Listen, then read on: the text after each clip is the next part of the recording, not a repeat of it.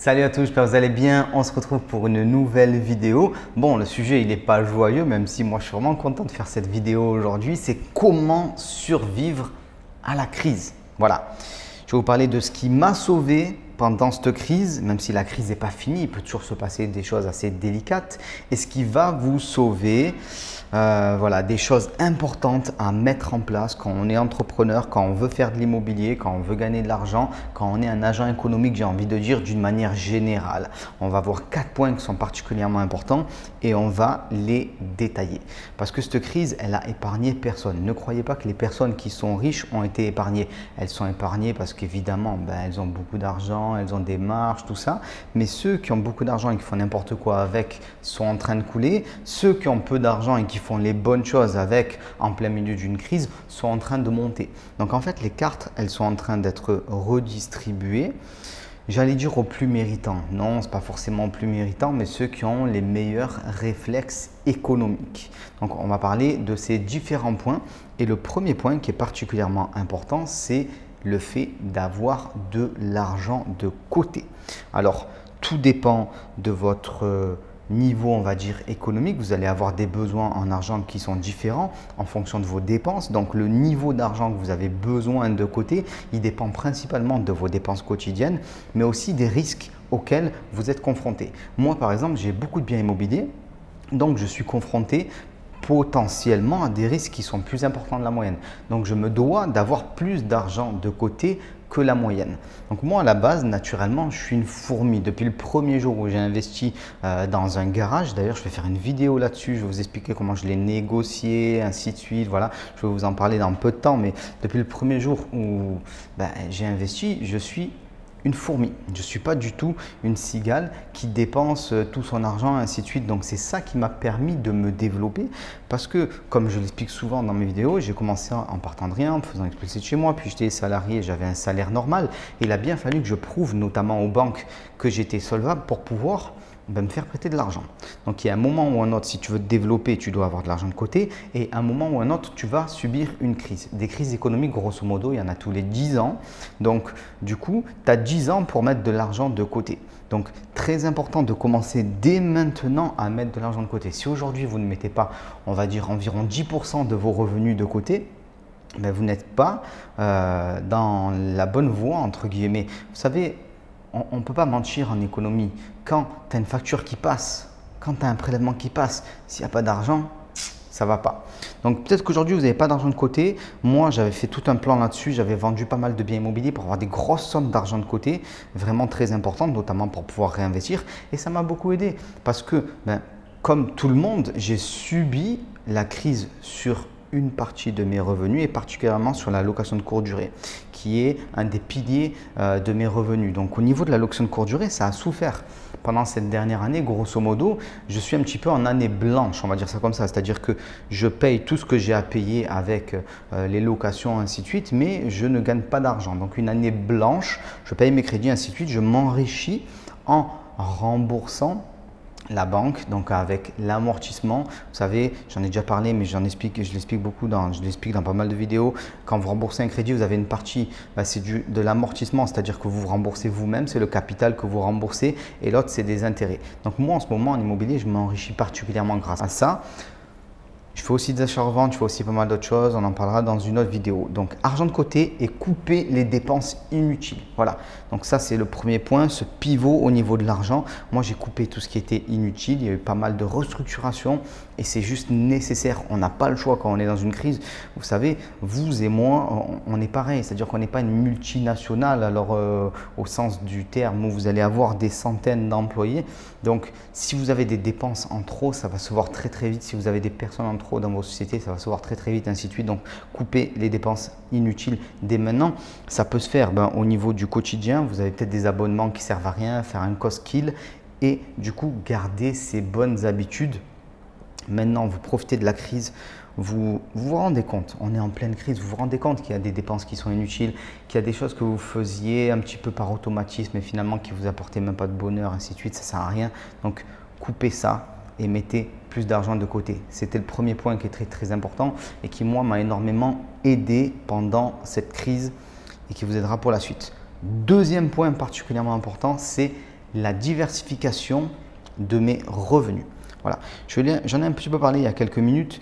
Il ne faut pas dépendre d'un seul revenu ou seulement de 2 revenus principaux. Moi, par exemple, ce qui a souffert pendant cette dernière année, c'est l'allocation de courte durée, comme tout le monde. Alors attention, je le précise, c'est très important. Quand la crise a commencé, je dis les mecs, arrêtez de chialer. Arrêtez de chialer. Pourquoi? Parce que vous êtes gavés en location de courte durée. Vous avez fait des loyers x4 pendant des années. Ce n'est pas que pendant une année, on a des loyers normaux qu'il faut pleurer. Et si aujourd'hui, tu n'as pas d'argent de côté, si aujourd'hui, tu pleures par rapport à tes locations de courte durée et ça ne va pas, c'est que tu as fait n'importe quoi. Tu as fait n'importe quoi parce que tu n'as pas mis d'argent de côté, puisque tu as gagné pas mal d'argent pendant les années précédentes. Et si tu as démarré cette année, tu n'as pas fait ce qu'il faut, tu n'as pas fait différer, tu n'as pas négocié ce qu'il faut en banque et ainsi de suite. Donc, tu peux t'en prendre qu'à toi-même. Donc, il ne faut pas chialer, très important. Et il faut avoir diversifié les revenus, c'est vraiment important. Donc, je vous parle de l'allocation de courte durée. Moi, j'ai diversifié en ayant des secteurs qui sont différents, l'immobilier, Internet, entreprise classique et aussi une qualité, on va dire, différente. D'un côté, je vis de flux. Donc, j'ai des flux qui retombent tous les mois avec la location de courte durée, avec les appartements en location classique, immeubles, ainsi de suite, avec tout ce qui est sur Internet, les formations, voilà, avec les livres de ma maison d'édition aussi. Ça, ce sont des flux et j'ai des stocks. C'est-à-dire que même si mes flux devaient diminuer, je peux vendre des appartements et je peux récupérer de l'argent. Donc, je peux me débarrasser d'une partie de mon stock pour obtenir des flux. Donc, diversifiez vos revenus, mais pas qu'une histoire d'internet, d'immobilier ou je ne sais quoi, vous devez travailler des flux et des stocks. Donc ça doit être un objectif pour vous si vous voulez progresser au fur et à mesure du temps. Si vous ne vivez que de stocks que vous vendez, vous allez être embêté, notamment si un jour votre stock perd de sa valeur. Et si vous vivez que de flux aussi, vous pouvez être embêté parce que certains flux peuvent se couper du jour au lendemain.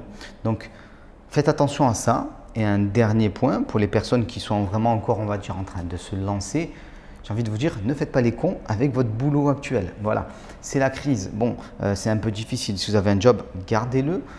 Faites ce qu'il faut, préparez votre situation au mieux pour pouvoir investir dans l'immobilier. Et je le dis toujours, de toute façon, vous devez quitter votre job que quand vous ne serez plus en capacité d'emprunter en banque. C'est-à-dire que vous pouvez aller assez loin quand même en matière d'investissement. Là, vous pouvez vous dire, bon, à quoi il sert mon job salarié, entre guillemets, tous les jours, surtout si vous ne l'aimez pas. Si vous l'aimez, c'est autre chose.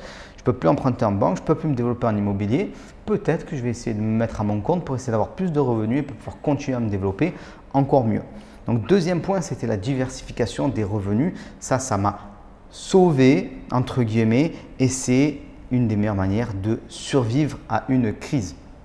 Troisième point sur 4, c'est un point d'état d'esprit très très important.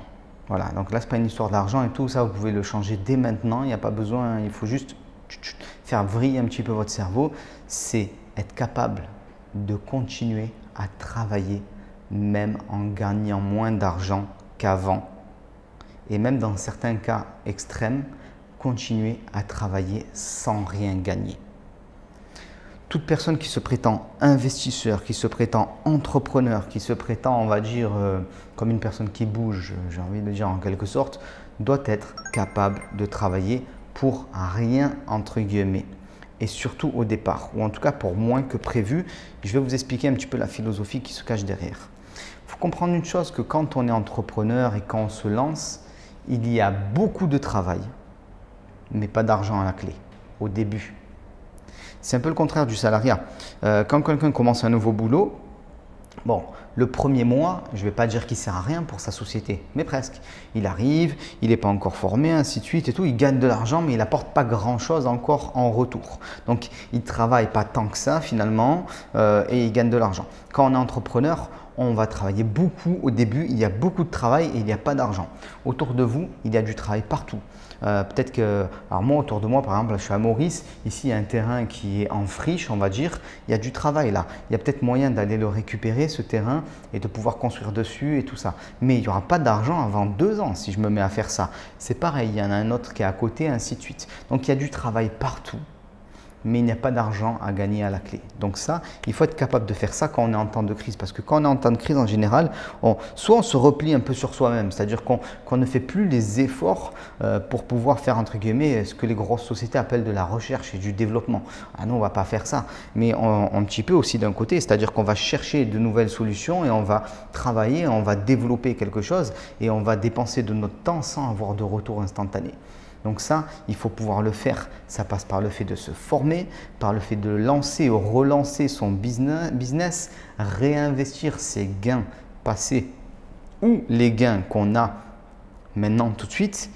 Et ça, c'est une capacité que vous devez avoir. Si vous êtes le genre de personne qui veut gagner de l'argent tout de suite, vous n'êtes pas trop fait pour l'investissement immobilier, vous n'êtes pas trop fait pour l'entrepreneuriat.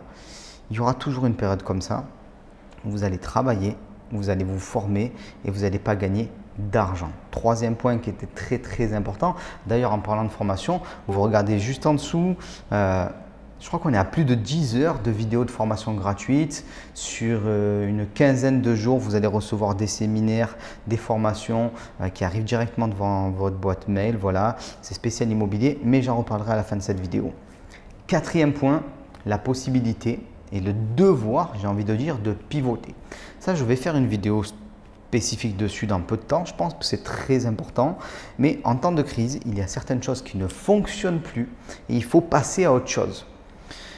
Une crise, et encore plus une crise comme celle-là, comme le Covid, où on a été enfermé chez nous une fois, puis deux fois, tout ça, vient casser, percuter les modèles économiques. Donc, beaucoup de choses qui fonctionnaient avant ne fonctionnent plus. Et même si ça pourrait éventuellement continuer à fonctionner, le fait de s'être retrouvé chez nous pendant longtemps, un petit peu isolé, d'avoir un petit peu ce recul sur ce qui se passe, ben souvent, ça nous fait prendre des décisions. Je ne veux plus faire ce que je faisais avant. On se rend compte de la vacuité des choses notamment et on a envie de bouger. Donc en temps de crise, il faut savoir passer à autre chose, il faut savoir couper les branches d'un arbre en fait qui ne donne plus rien entre guillemets. Et c'est pour ça d'ailleurs je vous parle dans vos business de faire des synergies, c'est-à-dire de ne pas travailler sur un business qui ne peut pas améliorer un de vos autres business d'une manière générale. Ça aussi c'est très important. Donc pivoter, vous arrivez face à un moment et vous devez changer. Moi je l'explique rapidement quand je parle de mon parcours. J'ai commencé, j'avais un objectif en immobilier, il était simple et il était vraiment nul. Je sais que vous tous, vous avez des objectifs plus élevés que ça, mais moi quand j'ai commencé, c'était en 2009 et entre guillemets, j'étais tout seul à faire ça, il n'y avait pas de vidéo sur YouTube, il n'y avait rien, voilà, donc tu es seul dans ton coin et mon objectif, il était le suivant, c'était d'acheter un garage à 10 000 € par an pendant 10 ans. Pour avoir l'équivalent de 1 000 € qui tombent tous les mois et pouvoir avoir l'équivalent d'un SMIC et pouvoir arrêter de bosser et être un peu en mode vie tranquille, à rien faire, voilà, peinard on va dire, mais en gagnant très peu d'argent parce que je ne pensais même pas qu'il était possible de gagner plus d'argent avec l'immobilier. Donc vous vous rendez compte du chemin et comment j'ai fait pour faire ça? Ben, j'ai pivoté, c'est-à-dire quand je me suis rendu compte que waouh, ton premier garage te donne de l'argent tous les mois, ok, c'est super, ça marche, c'est cool. J'ai modifié mon logiciel de pensée pour aller vers plus haut et ainsi de suite. Il y a des moments où tu arrives face à un mur, tu te rends compte que si tu veux aller plus haut, tu ne vas pas continuer comme cela. Voilà, notamment à un moment, donc j'avais fait pas mal de choses en location de courte durée et je me suis dit si je veux aller plus haut, il faut que j'en prenne plus et il ne faut pas forcément que je mette les appartements en location de courte durée.